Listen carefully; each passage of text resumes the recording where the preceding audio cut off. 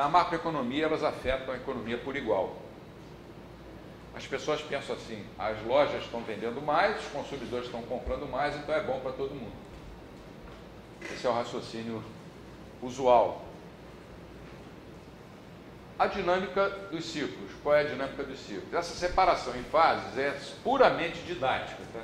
Porque no mundo real, quase sempre as coisas estão emboladas. No meio de uma das fases, o governo resolve diminuir mais ainda a taxa de juros, aí mistura tudo. Nós vamos fazer uma espécie de experimento para mostrar o que aconteceria com a economia. Então, você tem uma primeira fase, quando o governo emite moeda sem lastro, diminui a taxa de juros, moeda e crédito, né? Crédito, estou falando só moeda, mas fica subentendido crédito. Você vai ter um boom nas indústrias de bens de capital com inflação. Ué, mas cadê a inflação? Os economistas da mainstream vão perguntar, cadê a inflação? O índice lá que mede o IPC não mostrou a inflação, mas a gente, austríaco, nem olha para IPC, a gente olha por obrigação profissional. A gente diz, não, a inflação já aconteceu quando o governo emitiu moeda sem lastro. Ela vai aparecer no índice no futuro, mas já tem inflação. Por isso que a gente coloca boom nas indústrias de bens de capital com inflação. Aí vai acontecer alguma coisa parecida com isso. O triângulo ABC vai passar para o triângulo A', B', C'. O C' podia estar abaixo do BC, tá? Abaixo do C.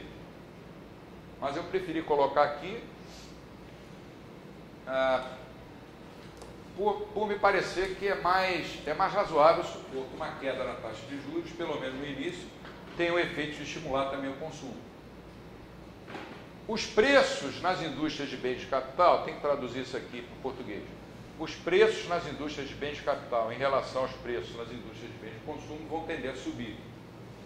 Por quê? Porque essas indústrias aqui, né, a passagem de A para a linha é maior que a passagem, né, se você olhar, medir, é maior do que de C para C'. Então você vai ter um estímulo nas indústrias de bens de capital e os preços nas indústrias de bens de capital em relação aos preços nas indústrias de bens de consumo vão tender a subir. Até aí é festa.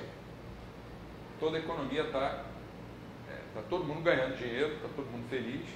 O presidente da República achando que vai ser reeleito, a oposição calada, e só os economistas que eles chamam do contra dizendo, olha, cuidado, cuidado, no futuro isso vai estourar, e sem serem levados a sério. Aí vem a segunda fase, que você pode chamar de efeitos renda. Os recursos migram para os estágios mais lucrativos, que são os estágios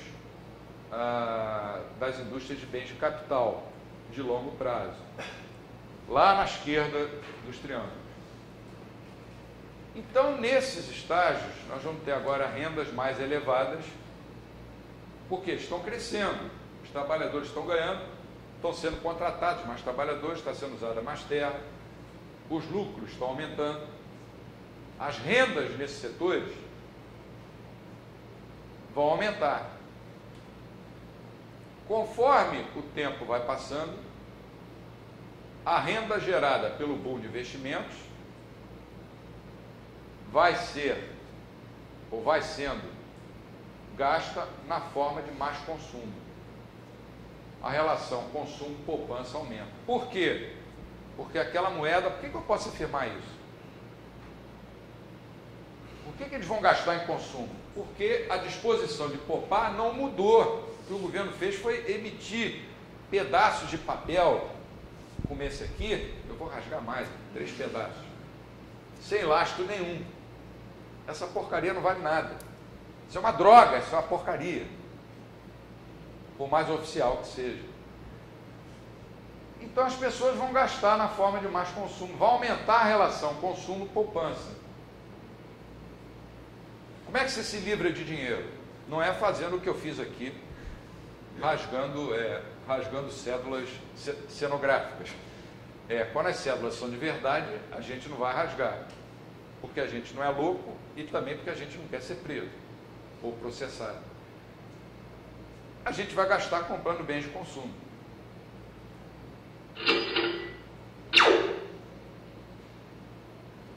Então vai acontecer um desequilíbrio entre os vetores de oferta e demanda agregada. Repare que nesses setores à direita, agora você tem um excesso de demanda sobre a oferta. Por quê?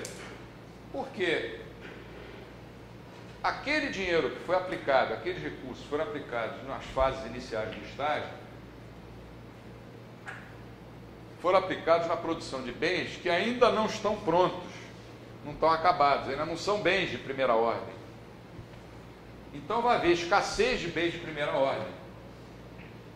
Vai haver então excesso de demanda sobre a oferta nesses setores. Essa é a segunda fase. Você vai ter um desequilíbrio entre os dois vetores.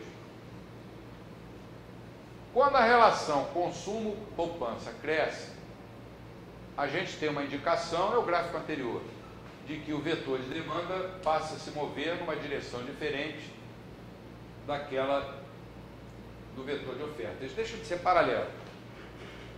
Isso vai romper a condição para o tal equilíbrio macroeconômico, se a gente quiser falar a linguagem da mainstream. E na linguagem austríaca, isso vai provocar uma falta de coordenação entre os planos de poupadores e investidores. Se o aumento da renda fosse suficiente para comprar o agora maior volume de bens e serviços estão sendo produzidos, haveria inflação, mas sem desequilíbrios entre produção e consumo, conforme sustentado, por exemplo, os monetaristas. Mas vai acontecer uma coisa diferente. Por que vai acontecer desequilíbrio? Por que os austríacos sempre garantiram, desde Mises, que haveria desequilíbrio, quando houvesse uma expansão monetária sem lastro em poupança? A resposta é que a expansão monetária introduziu uma divergência, um hiato entre as preferências individuais intertemporais e a estrutura de produção. Quer dizer, desequilibrou os dois vetores, o de demanda e o de oferta. As preferências individuais intertemporais, em relação à estrutura de produção, agora não tem mais coordenação. Aí vem a terceira fase, que é o aperto de crédito, credit crunch. Na linguagem do Hayek, o aumento no consumo, aonde? Do lado direito, né, da estrutura de produção, o aumento no consumo vai criar um tag of war, cabo de guerra. Cabo de guerra, aquela brincadeira que fica todo mundo do lado puxando a corda e do outro lado outros puxando, né? Vai haver um cabo de guerra entre as indústrias de bens de capital que ainda estão em expansão, mas estão buscando crédito, e as indústrias que agora começam a se expandir de bens de consumo. Quando começa a haver uma disputa pelo crédito, há uma tendência para a taxa de juros subir e também os preços nesses setores onde há excesso de demanda, que são os setores de bens de consumo, subirem. Como as suas rendas, em termos de aumentos, superam as rendas dos estágios produtores do bem de consumo, quer dizer, as rendas de quem? Lá do pessoal do lado esquerdo, das indústrias de longo prazo, do início da cadeia produtiva, vai haver uma escassez nas indústrias de bem de consumo, fazendo com que a curva de rendimentos se inverta. Trata-se do efeito Ricardo, da maneira como foi introduzido pelo Hayek. Você vai ter uma curva de rendimentos invertida. Geralmente a curva de rendimentos ela é crescente. Quanto maior o prazo, maior a taxa de juros, né? A yield curve costuma ser crescente. Aqui você vai ter uma inversão. A curva de rendimentos vai se tornar como que maluca. Quanto maior o prazo, menor a taxa de juros. Por quê? Porque as indústrias de longo prazo, que chegaram primeiro na festa, ainda pegaram taxas de juros menores. E quem chegar na festa agora, a festa começou às 10, eles estão chegando às 3 da manhã. Já vai ter que enfrentar salgadinho frio, bebida quente, ou seja, taxas de juros maiores. E ele chamou esse efeito Ricardo porque o David Ricardo, em 1815 ou 1814, eu sempre confundo essas duas datas, acho que foi em 1815, nos princípios, né, de economia política, ele chamou a atenção para o fato de que na Revolução Industrial estava ocorrendo a substituição de máquinas por homens. Aliás, homens por máquinas. Estava havendo desemprego de mão de obra, porque estava havendo uma industrialização e estava se usando cada vez mais máquinas. O efeito Ricardo à la Hayek não se refere à substituição de homens por máquinas ou máquinas por homens, se refere a mudanças ao longo da cadeia produtiva. Estágios antes lucrativos agora vão se tornar ou menos lucrativos ou inviáveis. E a estrutura de produção, a base da estrutura de produção vai ficar esticando e encolhendo. Então, o que é o efeito Ricardo à la Ricardo? Máquinas ocupando o lugar de trabalhadores. O que é o efeito Ricardo austríaco? São mudanças entre os diversos setores que compõem a cadeia produtiva. Uns ganhando e outros ou perdendo ou ganhando menos do que estavam ganhando antes. Isso vai ficar mais claro daqui a pouco. Quer dizer, agora você vai ter um movimento mais ou menos assim, ao contrário. A base da cadeia produtiva que tinha se expandido, agora vai tentar se encolher. Por quê? Porque a taxa de juros subiu. Supondo que o Banco Central não tenha se metido para diminuir a taxa de juros e manter a situação inicial. Tá? Senão, atrapalha bastante a nossa análise, embora não vá de nenhum jeito inviabilizar a teoria. Pelo contrário, vai reforçar a teoria. Quanto mais o Banco Central tentar emitir papéis primários para voltar à situação inicial, ele vai tentar prolongar e vai conseguir por algum tempo esse boom de crescimento, mas vai ser um boom artificial e quando ele se manifestar na forma de uma crise, a crise vai ser muito mais forte. Então vai haver mais ou menos o contrário, tá vendo? Isso é o efeito Ricardo. A estrutura de produção que tinha esticado, ela agora vai encolher. É o efeito concertino em italiano, tipo uma sanfona. Estica, encolhe, estica, encolhe. E sempre que o Banco Central vai lá e diminui a taxa de juros, ela estica, ela encolhe, estica, encolhe, até que chega uma hora que ela não consegue esticar ou encolher mais, ela arrebenta. Eu acho que só no dia que isso acontecer vão dar razão e vão prestar atenção à teoria austríaca dos ciclos econômicos. Vem a quarta fase, que tudo de ruim acontece. O boom inicial transforma-se em bust. Quer dizer, o que era bom agora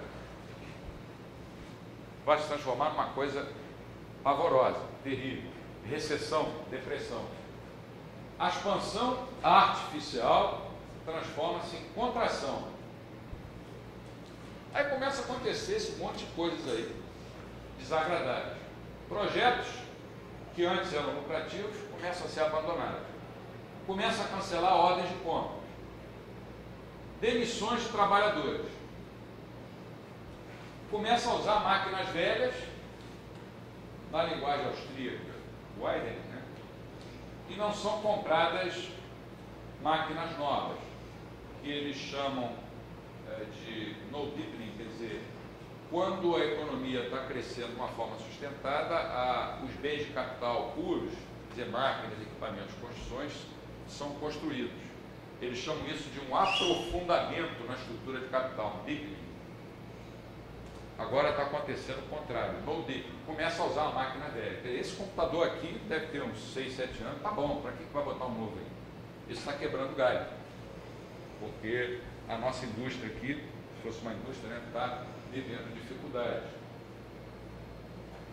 Crescem os estoques e caem os preços e agendas dos setores de bens de capital, que foram aqueles setores que no início do boom estavam ganhando mais. Se vocês olharem para essas crises todas aí, do mundo inteiro, olhem quais os setores que começaram a ganhar mais e vê se não foram os primeiros a perderem.